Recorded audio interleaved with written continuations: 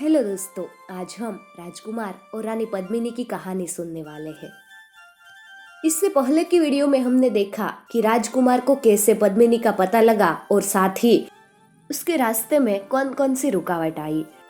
दोस्तों, यदि आपने अभी तक वह भाग नहीं सुना तो पहले वह भाग जरूर सुनिएगा ताकि इस वीडियो को देखने में आपको और भी ज्यादा मजा आएगा और कहानी रोचक लगेगी।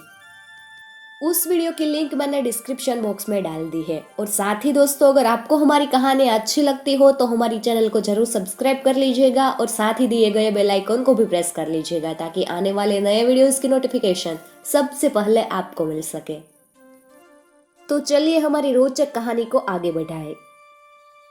राजकुमार ने भाले से बाघ पर वार किया और बाघ वही ढेर हो गया। उसके बाद बहुत से जानवर उनके पास से गुजरे पर वे उतने खूंखार नहीं थे। घोड़ों को देखकर रास्ते से हट गए। उन लोगों को पता नहीं था कि कितना जंगल पार कर चुके हैं। सूरज ने भी वहां हार मान ली थी। उन्हें डर था कि कहीं रात न हो जाए। रात में जंगली लोमड़ी भी शेर बन जाती है। जंगली सुअर, नीलगाय, भैंसे, शेर, चीते इधर उधर विचरण करने लगते हैं। पर वहां तो रात दिन एक सा था। उजाले का कहीं नाम निशान नहीं था। उन दोनों ने हिम्मत नहीं हारी। उनके हौसले के सामने जंगल ने हार मान ली। जंगल समाप्त हुआ, खुला मैदान आ गया। दिन ढल गया था। मारे थकान के दोनों पस्त हो गए थे। वजीर के लड़के ने कहा, अब हम यही कोई अच्छी जगह देखकर ठहर जाए। हम लोगों की ताकत जवाब दे रही है और हमारे घोड़े भी पसीने से तरबतर हो रहे हैं। राजकुमार ने उसके प्रस्ताव को मान लिया। कुछ कदम आगे बढ़ने पर पेड़ों के एक झुरमुट में उन्होंने डेरा डाला। पास में कुआं था। उससे पानी पीकर स्नान किया। ताजा होकर खाना खाया। वजीर के लड़के ने कहा, मैं बहुत थक गया हूँ। आज की रात मैं खूब सोऊंगा। आप पहरा देना। राजकुमार बोला, ठीक है। दोनों अपने अपने बिस्तरों पर लेट गए पर थके होने पर भी वजीर के लड़के की आंख नहीं लगी। वह चुपचाप बिस्तर पर पड़ा रहा। राजकुमार थोड़ी देर चौकीदारी करके जैसे ही बिस्तर पर लेटा कि नींद ने आकर उसे घेर लिया। वह सो गया। वजीर के लड़के ने यह देखा तो उसे बड़ा गुस्सा आया, पर वह कर भी क्या सकता था। राजकुमार राजा का बेटा था और वह उसका चाकर था। राजकुमार की रक्षा करना उसका कर्तव्य था और उसी के कारण वह उसके साथ आया था।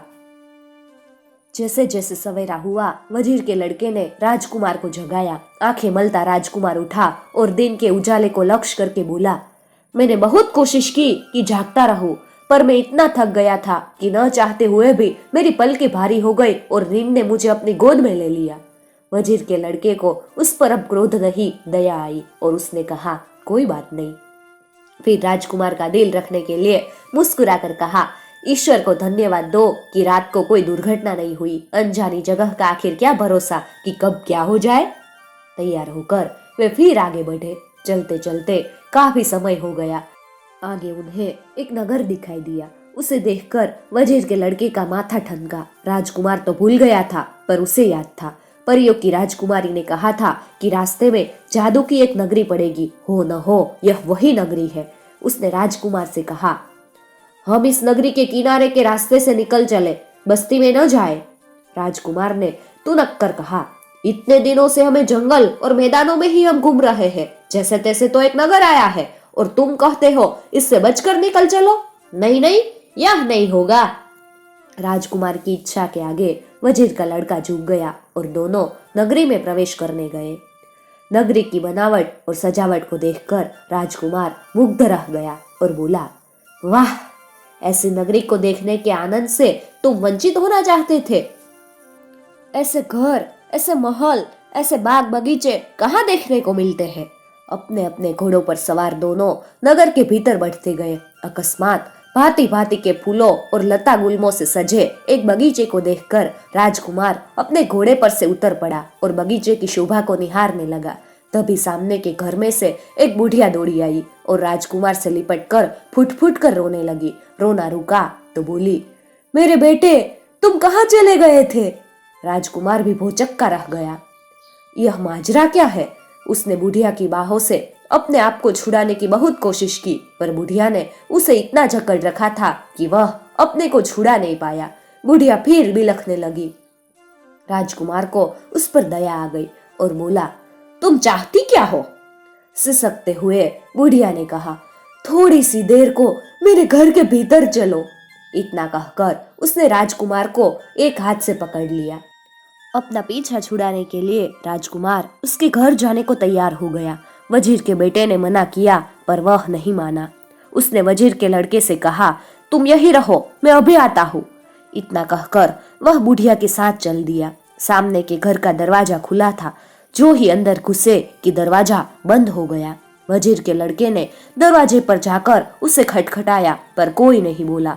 उसने मन ही मन कहा, यह एक नई मुसीबत सिर पर आ गई, पर अब क्या हो सकता था। उसने बार बार दरवाजा खटखटाया, राजकुमार को पुकारा, लेकिन कोई नहीं बोला। हार कर वह अपनी जगह पर बैठ गया और राजकुमार के आने की प्रतीक्षा करने लगा। घंटों बीत गए, न दरवाजा खुला न राजकुमार आया।